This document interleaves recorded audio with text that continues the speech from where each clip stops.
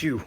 What a day for the Boston Red Sox as they not only win game one against the Houston Astros in a 3-game series, but also make a bevy of moves where we saw Jake Diekman, Christian Vazquez both be shipped out of town and more to talk about with FanSided editor and former Locked On Red Sox host Gabrielle Starr. Let's get into it. You are Locked On Red Sox, your daily Boston Red Sox podcast. Part of the Locked On Podcast Network, your team every day.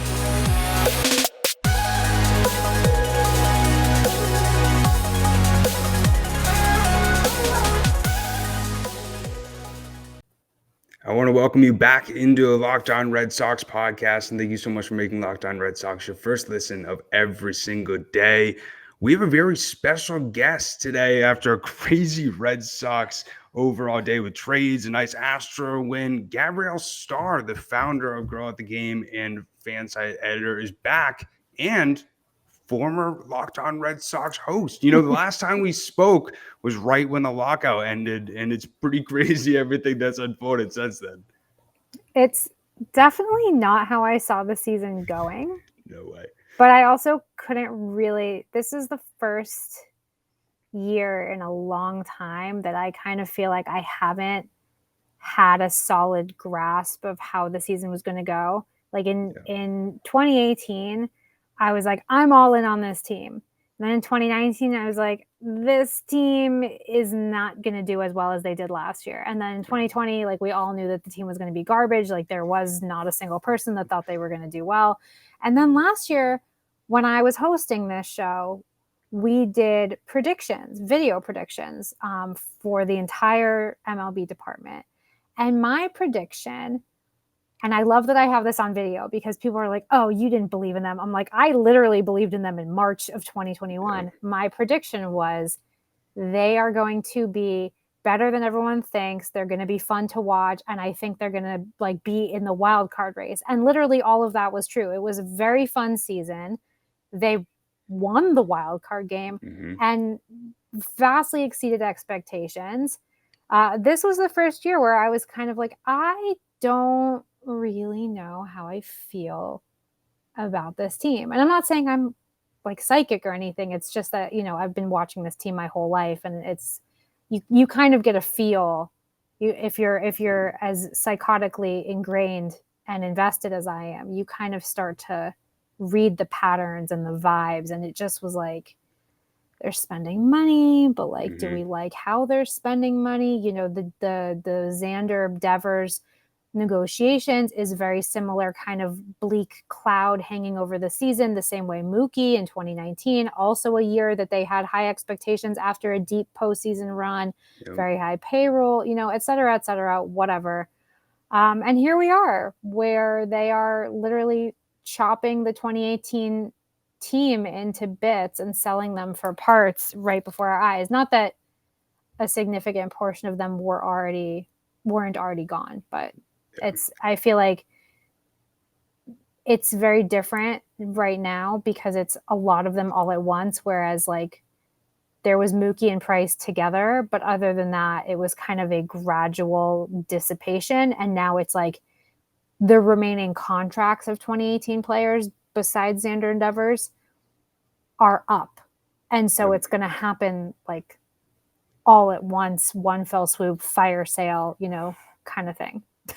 This reminds me, you know, it's funny that you bring up 2019 because this also reminds me so much of 2014 too, with the Lester and Lackey trades. It's just guys that like I had, you know, emotional connection to. And, you know, you brought up the contract negotiations. That was something that we heard all throughout 2014 with Lester, and obviously how that all folded. But it was pretty crazy for me getting home from work and seeing the news about Christian Vazquez. And, you know, the first thing that I saw, which broke my heart, was how he found out. And I think that's, you know, I've been a sports fan, especially a Red Sox fan, you know, since like probably 2005, 2006, when I actually really started watching. And I've never seen somebody's immediate reaction to getting traded like that. Yeah, it was really, really disappointing. I'm not sure we have clarity. At least I haven't seen clarity on when exactly he was told, but it looks like, and I'm saying looks like because I'm not 100% sure, but it looks like he got the official confirmation when he was on the field at Minute Maid. There were rumblings, kind of rumors when they were in the clubhouse, but it looks like from the videos and the timing, it lines up that he actually found out while he was like out there doing kind of BP and drills with his teammates. And, to me, I don't know if it was a miscommunication or just like they did not care, but letting your longest tenured homegrown player find out in front of the world that he is being traded, and then to have him have to walk off the field and be swarmed by media members, because there is literal video footage of him trying to walk down the dugout steps and being like vultures on a carcass, swarmed, getting microphones and iPhones with like the recording app on, shoved in his face. And you can see the video. He is visibly upset. He looks like he's near tears. And who can blame him? He's been with this team since 2008. Everyone talks about, myself included, everyone talks about, Xander and JBJ are the longest tenured big leaguers because they debuted in 2013 and Bogart and Vazquez debuted in 2014. But Vazquez was drafted the year before they signed Bogarts. They drafted him in the 9th round of 2008. They signed Bogarts as an international free agent in 2009. So yes, technically, Bogarts and JBJ were on the big league team first, but Vazquez is their longest. Like Vazquez goes back to Theo Epstein and like the beginning of Dustin Pedroia's big league career and like young David Ortiz. And it's actually, when you think about it, kind of mind-blowing now that David Ortiz is in the Hall of Fame, that these guys who are being traded, some of them are the last links to the David Ortiz era of the Red Sox. To me, like that, that is what, like, I never really thought about it that way, because I think of David Ortiz as like, okay, he's retired, he's in the Hall of Fame, he's in the past, which of course is like something I will never fully want to accept, but it's the truth. But, like Vazquez, Bogarts, JBJ, like these are guys who came up and then debuted kind of towards the end of his career. They were on his last postseason team in 2016, and now they are being traded. He's young. Vazquez is 31. It's not like his career is done, but likely this is the end of his Boston career. And so this is the end of, the players who played with Poppy kind of thing, and the players of 2018. So the whole thing is just very upsetting. And it just shows me kind of a lack of sensitivity and respect to a guy who deserved better. You shouldn't have your World Series champion players that you are already trading because, you didn't construct a good enough roster. This roster, like, I don't want to get into the whole thing, but like, you sign Walker, Hill, and Paxton. That's an extremely risky trio of older, injury-prone. Hill, not so much because he's a workhorse, but like you're signing 3 guys, one of whom is injured, like is coming back from surgery, one of whom is somewhat injury prone, and all 3 of them are on the older side. And Nathan Eovaldi, they've gotten very lucky with his contract, but he's had a lot of injuries in his career too. I mean, he's had 2 Tommy John surgeries. They got him from the Rays when he was injured. He's had a lot. So you're playing it fast and loose. Plus, of course, Chris Sale. So I'm kind of like, well, you're trading all these guys and breaking up the band, but it's because the guys that you added during the offseason were huge risks. Right. And so when they inevitably got hurt, now it's somehow the guys who aren't hurt and who are doing well, it's somehow them who are being shipped off, whose families are being displaced, who are leaving the place that they've played for some of them for their entire careers. And it's just, I know baseball's a business, but I said this on Twitter and I was like, there's just something very cruel about having a guy take batting practice with his teammates if you're 90% sure that you're going to trade him. Yep. You gotta pull him off the field and let him process it alone. and not have to deal with that. Like instead, he's out there by himself, and then a PR person comes out and like tries to pull him away. It's like, it's a very bad look for the organization that he's being treated this way. And then afterwards, Chaim Bloom's on Zoom during the game telling media members he always hopes that Vazquez will call the Red Sox home. It's like, what are you talking about? Like, you just threw him under the bus in front of like 30 reporters. How do you hope that this is the worst possible ending to his very admirable time here. I agree. And, you brought up 14 years he's been with the organization. And that's the one thing that I thought was sort of odd, is that he let Devers and Bogarts know that they weren't being traded, but the longest tenured guy, he didn't give a little bit of a hint to him. So then, maybe there could be a standing ovation or something at Fenway Park, because I looked at the Astros schedule. They're not supposed to go to Fenway Park for the rest of the season. So that could be, from what we saw, a few days ago, the last time that Christian Vazquez is in Fenway Park for the next year and a half. And it's pretty crazy on how it all unfolded. As you mentioned, Bloom talked about it after or during the game. He said, "This one I know hurts in the clubhouse. Very aware of that. I know it hurts. That's something that we don't take lightly with these guys busting their tails out there as we speak." But the Red Sox were able to get the number 12 Astros prospect and the number 21 Astros prospect. The one guy that Bloom seemed very high on is Emmanuel Vazquez. He's been able to play first. Valdez.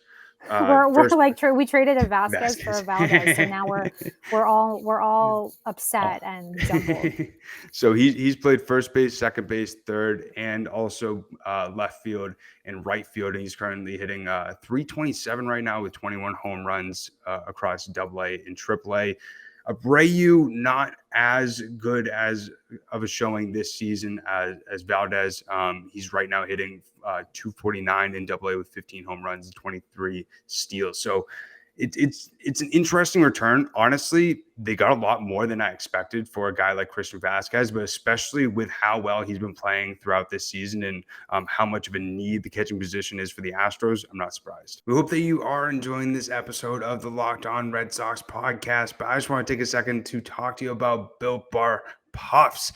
And if you haven't tried Built Bar yet, you are missing out, especially their Puffs flavors. And they have a brand new flavor out right now. It's the delicious cookie dough chunk puffs. It's only 160 calories with a whopping 15 grams of protein.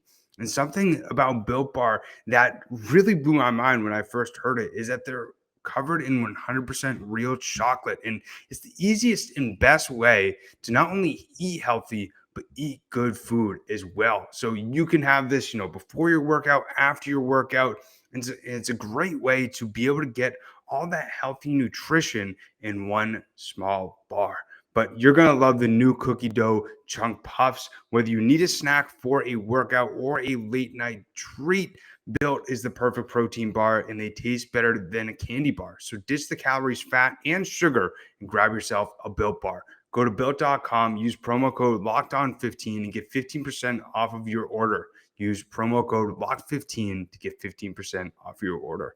And we want to thank you so much for making Locked On Red Sox your first listen of every single day. Now, if you forgot, today is the trade deadline, so make sure to go over to Locked On MLB to hear all the breakdowns. Lauren and I are even going to be a part of the live show and giving our live reactions to all the moves that the Red Sox make this afternoon as the trade deadline gets a little bit closer. So go over right now and subscribe to Locked On Red Sox, the podcast that you're listening to right now, to make sure to hear all of our reactions to all the moves that the Boston Red Sox make today. Greatly appreciate everybody tuning in. And now let's get back to our conversation with Gabrielle Starr. Yeah, the thing is, it's a short-term rental. Vazquez is going to be a free agent at the end of this year. So, they get him for 2 months plus a postseason run. I will say that Vazquez's catching is hard to come by in the current market. And add on the fact that Vazquez has so much postseason catching experience, and it does up the asking price for him. He was on 2016, 2017, 2018, 2021, all postseason teams. And so that, including, you know, against the Astros, you know, last year and in 2018. So this is a guy who's got that experience. And, you know, you look at how repetitive kind of the postseason rotation of teams has been the last few years, and you realize that that did give the Red Sox kind of an edge in like kind of presenting him to suitors of like, well, not only is he a veteran, you know, very well regarded catcher, he's a catcher with postseason experience. Like that's not the norm. You know, like for example, in addition to the Red Sox, I've been covering the Phillies for the last like year plus, and JT Realmuto and Gene Segura, Realmuto obviously their catcher, one of the best catchers in the league. The two of them are the league leaders among active players in career regular season games played without reaching the postseason. That's crazy. Yeah. So, I mean, you know, you've got, all I'm saying is it's hard to come by. So I can understand a little bit what Bloom got in return. I will also say, I mean, I don't think that the Astros farm system, I am pretty sure when I was looking at the rankings at the beginning of the season, their farm system is not ranked very well at all. So it's like not like 28th. you're, yeah. So it's not like you're saying, you know, oh, we got, I mean, who was number one this year? Was it the Mariners? It was the Dodgers were up there. Oh God, they're always It's up kind there. of crazy, seriously. So whatever. So, you know, it's not like you're saying, you know, one of the top 5 farm systems gave you their number 12 prospect, because in that case, it's like, well, everyone in their farm system is probably really good. It's like, okay, we'll see. Yeah. You know, Valdez is hitting really well. You know, Abreu, we'll see. You know, if just with Chaim Bloom, you never know. Because on the one hand, you have to assume this is a guy who comes from a place that builds expert farm systems. On the other hand, it's always kind of a crapshoot with prospects, because only 10% of minor leaguers make it to the majors in the first place. Right. And an even smaller percentage of them actually reach free agency, if they even stick at all for a long amount of time. So, you know, whatever, we'll see. I will say, of the 3 main people that I would expect them to trade from the 2018 team, which is Vazquez, JD, and Eovaldi, Vazquez is the youngest. So even though, you know, he's not as good of a hitter as JD, you know, and Eovaldi had a great game tonight, but on the whole, he has really struggled to limit runs this season. You know, Vazquez is the guy that I think, in terms of at least years, you can get a lot for, given the small catching market. You know, it's basically like him and Wilson Contreras, and it's like, that's pretty much it. But I mean, you know, with Bloom, one of the things I always come back to is like, he likes to talk about upside. There was this, when Brock Holt, and this also calls back to like my whole thing about how they informed Vazquez he was being traded. When Brock Holt didn't get, you know, brought back when he became a free agent after the 2019 season, he said very publicly that he did not get a single call from the organization. Like, not even to be like, thank you for everything, we're not going to be bringing you back, but we just want, like, not even a courtesy call. And they replaced him with Jose Peraza. Right. And so when they did that, somebody asked, our friend Jason Mastrodonato of the Boston Herald, another former Locked On Red Sox host, asked Bloom about why Peraza instead of Holt, when their numbers at the time were virtually identical. And, you know, Holt had the whole fan favorite, you know, plus postseason, plus the Jimmy Fund, everything thing going for him. And Bloom kind of gave him this non-answer about upside. And by the end of 2020, Peraza was not even on the roster. And so funny enough, now he's on the White Sox.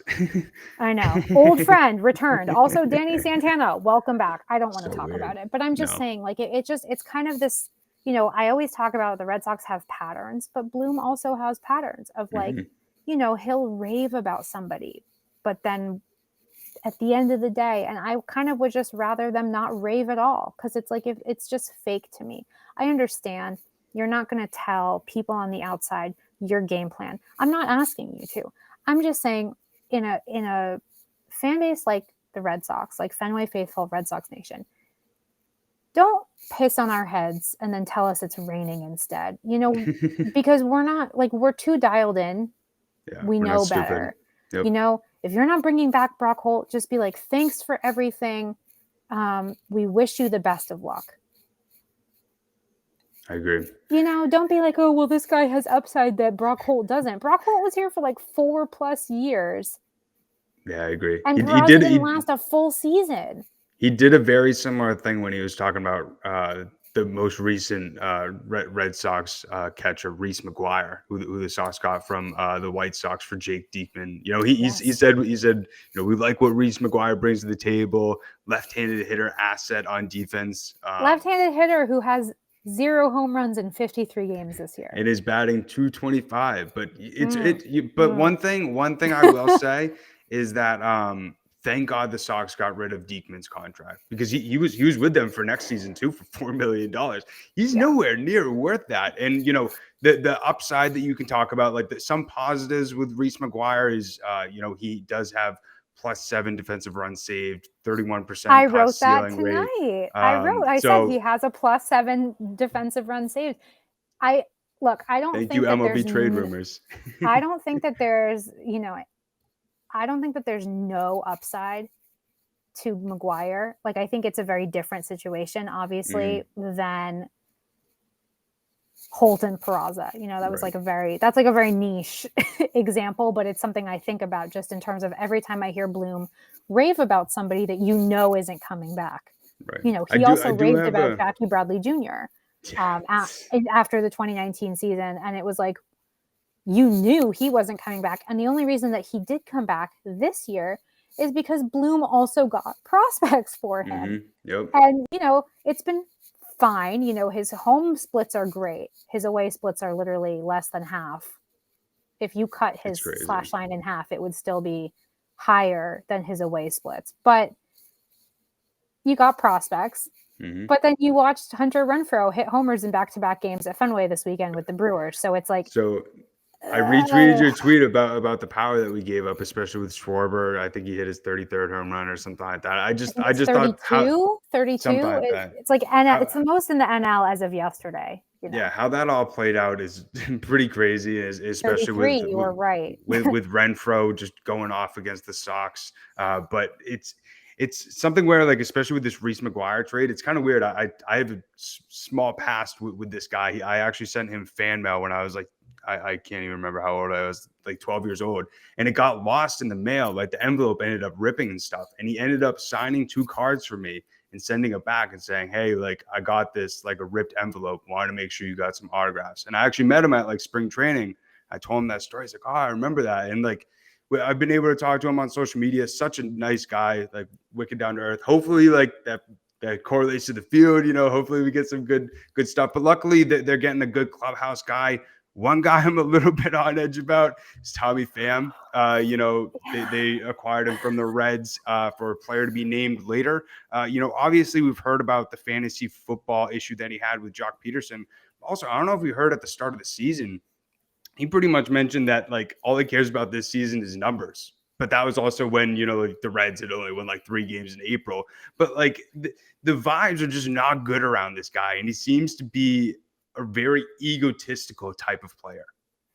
Yeah. Okay. So first of all, side note, I just saw from Marley Rivera that Alex Cora got very emotional talking about Vazquez getting traded.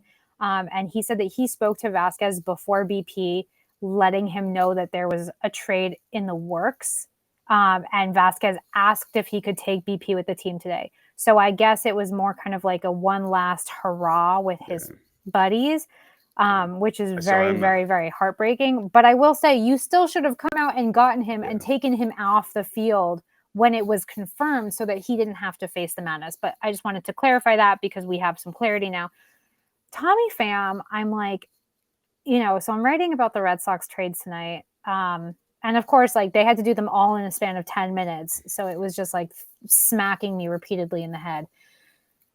I'm so confused by the Tommy Pham thing, because it's like, first of all, I tweeted this kind of as a joke of like, can't wait for the Red Sox to win the World Series with like 17 outfielders, no pitching, Yep. because it's like, yeah, Diekman was not very good. I will say most of his appearances were scoreless. Like, yes, his walk rate was too high.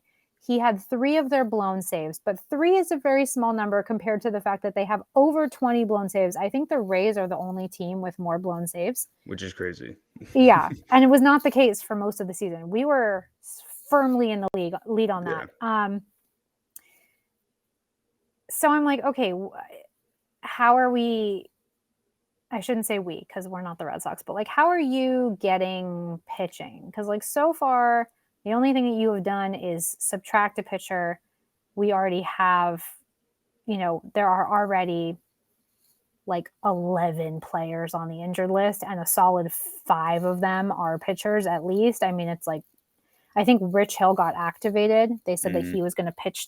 They said earlier this weekend that he was going to pitch tomorrow. Whatever. The point is, plus, you're probably going to trade Evaldi tomorrow. Yep. Maybe Hill too. I'd be very Maybe surprised Hill. if he's on the bump still. I also that's also what I was surprised about, because when they said that he was going to be activated in time for his start on Tuesday, I was like, or he's activated in time to get traded, because this is a guy who gets traded pretty often at this point in his career. But the Tommy Pham thing to me is what doesn't really make sense, because it's like, you already have more than enough underperforming outfielders. But sure, let's add a 34-year-old hothead who is like, first of all, expensive, because they're picking up a chunk of his contract this year. And then he has a 2023 mutual option or a buyout for next year. So they're on the hook for that too. So yes, they got rid of Diekman, but I'm pretty sure that between what they have to pay him this year and what they'd have to pay him as a buyout or an option next year, they will end up paying Tommy Pham more. So they're actually now on the hook slightly for a little bit more money than they would have been if they had just kept Diekman for next year. But regardless, this guy like was a power hitter kind of in the late 2010s or 20-teens, whatever you call them. He had like 2 or 3 years in a row where he hit 20 or more home runs. Yeah. But significant power drop over the last 3 years. I mean, he didn't really play very much in 2020, but last year and this year, with the Padres and the Reds, like 15 home runs last year, respectable. Still a decline in power, but respectable for a 33-year-old guy. This year, 11 home runs in 91 games. Obviously, the Reds are kind of a dumpster fire, but, the guy is like, his on-base percentage has dropped. His slugging percentage has dropped. His OPS has dropped. Like, OPS plus is 88, which is basically an OPS minus, technically. This is not a guy who is like worth, $4+ million over the next year and a half. Like, if you're, I think that this is an indication that I would have rather kept Diekman. And I said the same thing. I said, if they got Tommy Pham, they're probably trading JBJ. I would guess to the Phillies. I wouldn't be surprised because of the Dombrowski connection. So he's only played left field and DH for the Reds so far this year, and so you're just going to put Verdugo and right. Look, can't be worse than Franchi Cordero. Yeah, seriously. Who I love, but like, my God. Because like the only way that this works, and they still keep JBJ, is Jarren Duran goes down to Worcester. That's really the only way it works. You're not going to do after he's the only one driving in runs in a crucial win over the Houston Astros. I mean, I guess no wins are really crucial, but they're also all crucial. But the thing is, I talked myself into a JBJ Phillies trade today because, like I said, having immersed myself in the Phillies the last 15 months. For one thing, they have plenty of power in their lineup. They have abysmal defense, like appallingly bad. JBJ this year, between right field and center field, has a combined +3 outs above average, The entire Phillies outfield together has a -6 outs above average. So he on his own is better than like the 5 outfielders that they have on their roster right now. That's crazy. Now, in fairness, part of that is because Bryce Harper is hurt. So, you're better defender. Like you've got Nick Castellanos and Kyle Schwarber playing the outfield because JBJ Derek to the Hall is rescue. playing the DH role and Bryce Harper is on the sidelines like fuming silently. But JBJ, so my thing is like if you are a team, there's a lot of teams that need outfield help, specifically center field. And the Phillies are one of them. But there's very few center field options. I definitely think that now that Trey Mancini is also an Astro, that you could see Cedric Mullins being moved. But he's not having a good year. Like he's fine, I guess. I haven't checked in on him recently, but he's not hitting like he was last year.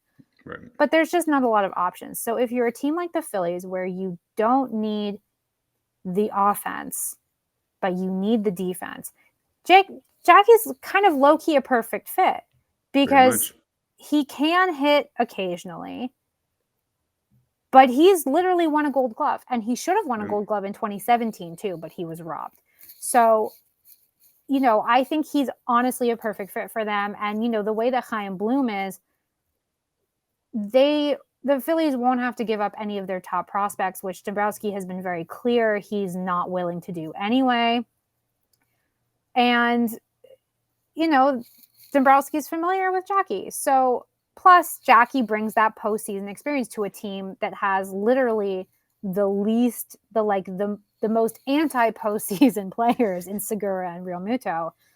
And they have the longest postseason drought in the National League.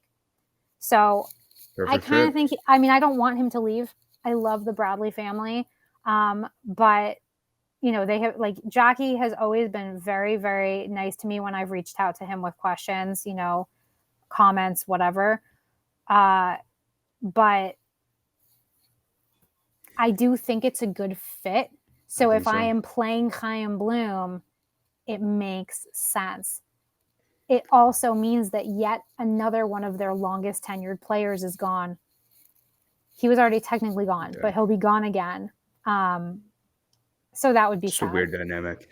But Bloom said today there's a lot of different possibilities that could happen tomorrow. And he said, I don't think we've seen the end of this story here. So they also just checked in with the Rays about Brett Phillips, who was DFA'd today. Bring him over here. Bring him over here. Like I said, can't wait to win the World Series with 30 outfielders and no pitching. I need that Brett Phillips injury in Boston ASAP. I will say Brett Phillips is so fun and he makes baseball so much better. Like his energy is just great.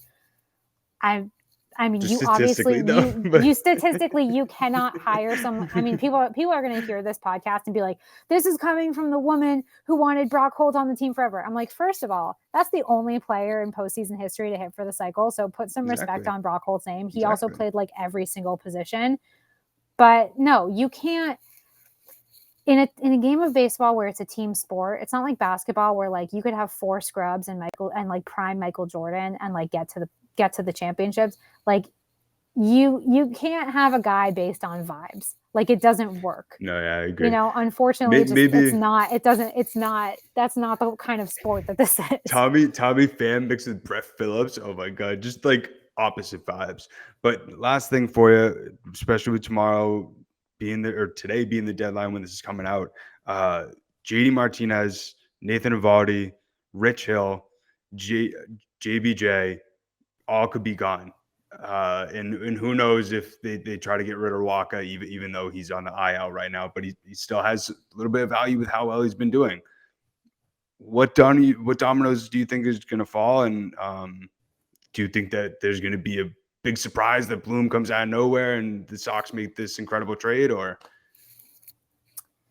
First of all, by the way, the other report is that the Yankees and the Phillies are among the other teams inquiring about Brett Phillips. So apparently this is the bidding war that nobody saw coming. Speaking of surprises at the trade deadline. I thought you were about to say JBJ. I was just going to be if we see Benintendi and JBJ in a Yankees uniform, I would throw myself off them. I would pay for the monster seat to then catapult myself off of it like a deadly Drew Barrymore in Fever Pitch.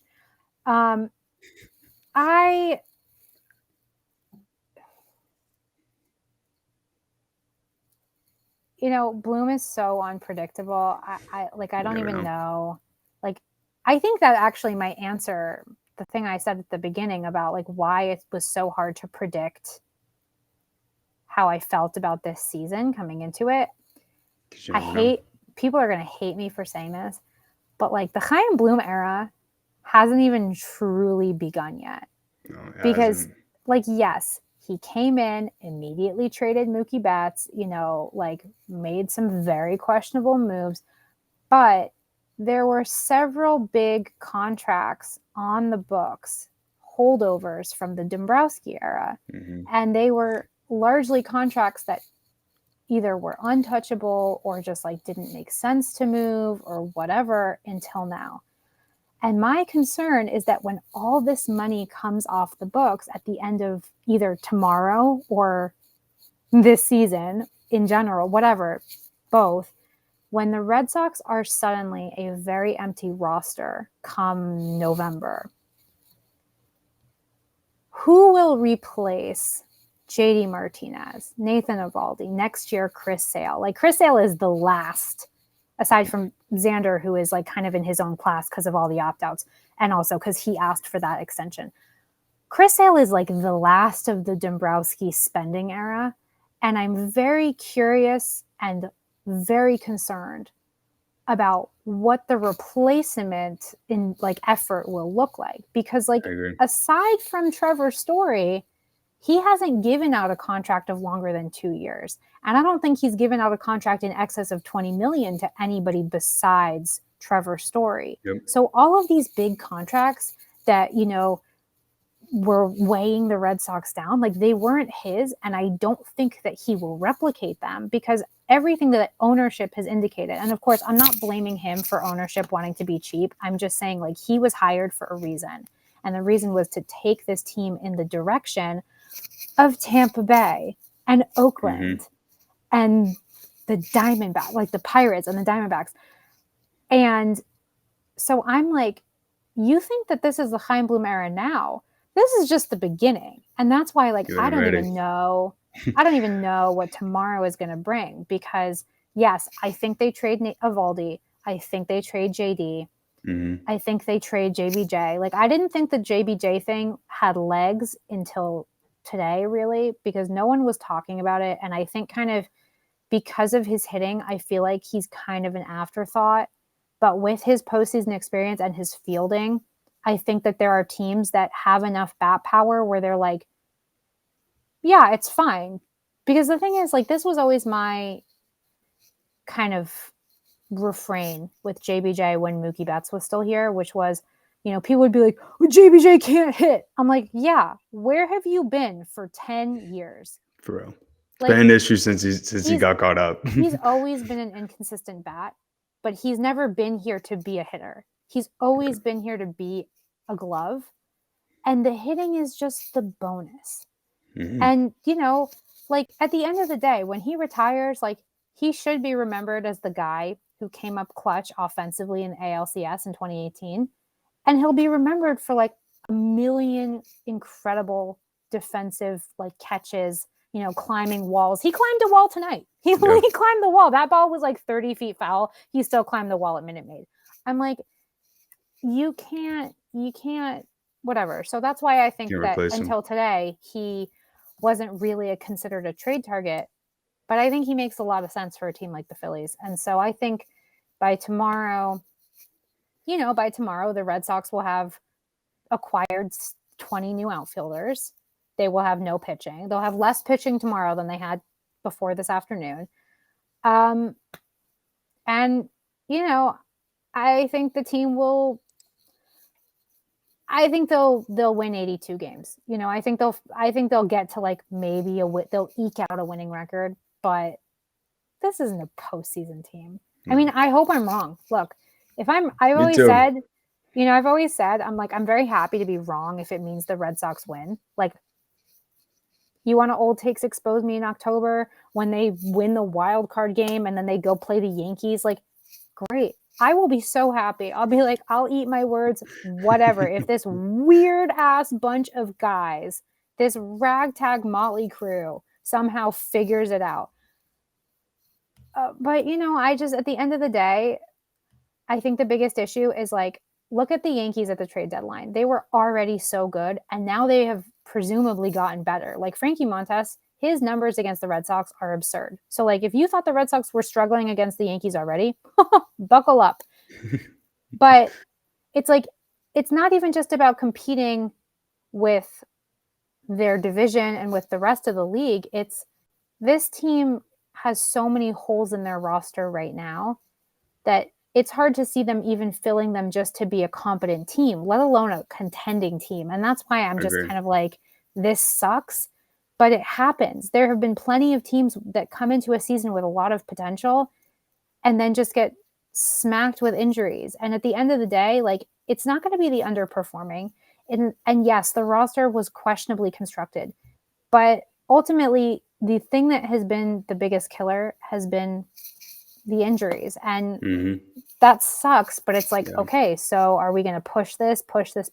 Are we going to say, okay, it's not our year, 4 championships in 15 years. Like, let the Mariners and the Phillies have a turn and let's just focus on the future. Like, I don't personally see, as long as you're locking in Devers and Bogarts, which is a whole different conversation, as long as that is squared away, I really don't care about the rest, because the farm system is growing and you are getting things, you're getting a return for these players as opposed to them walking in free agency. So if the season's a little bit disappointing, we're just very spoiled people. Like, it hasn't been Cleveland's year since 1948. Like, we're sitting here moaning about, oh, we're trading at the deadline. Like, there are teams with no World Series trophies. There are teams who haven't won one since before my father was born. Like, I'm just kind of like, okay, it's annoying. I sat at the 28 run game 2 Fridays ago. I did that.